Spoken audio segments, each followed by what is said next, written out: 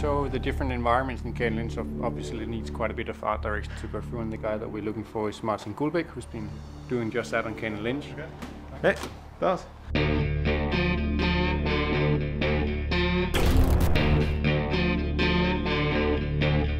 My name is Martin Guldbæk. I'm the art director on Kane Lynch. A lot of studios, magazines and whatever in this business have a tendency to talk a lot about the next-gen hardware. And of course we do have the shaders, rigid body, the bump maps, all the stuff. Instead of having focus on all the tech that's available out there, we have tried to first come up with the colors, the mood, the compositions that we want to have. What images do we need? What environments do we need to actually tell the story?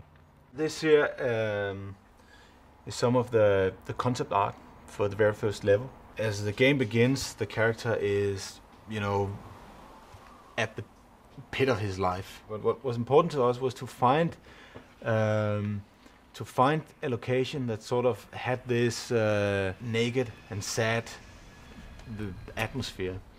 And so we looked around in parts of Los Angeles where it's the colors also in real life are sort of washed out. It's not that populated. Actually, all the sketches we did here are without people on them, because the character in the beginning of the game is also he's all alone, and we wanted the environment and what was around him to sort of reflect that.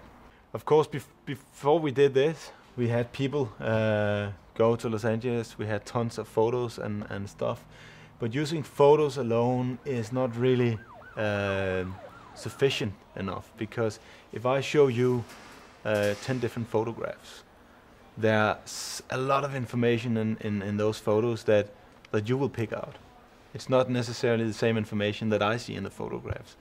This is why the concept drawings are important, because they are way more simplified than what the photo would be. All the stuff that we don't want to have in the scene is left out in the concept drawing. Another thing you can do with concept drawings that you cannot do using photos alone is you can really specify the colors and the contrast you want to have. That's very difficult to do if you have like a batch of 100 different photos, because they would be taking on the different weather conditions, different time of day and so on.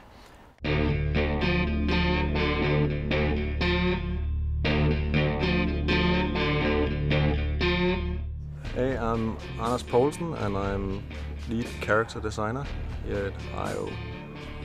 When we design characters, we are looking for doing something that nobody else have done before. Kane was the first one that was designed, and he was started out to be this kind of flawless, slick, average character that we normally see in games. And then we kind of added the influence of life to them, like baldness, beard, glasses. Kind of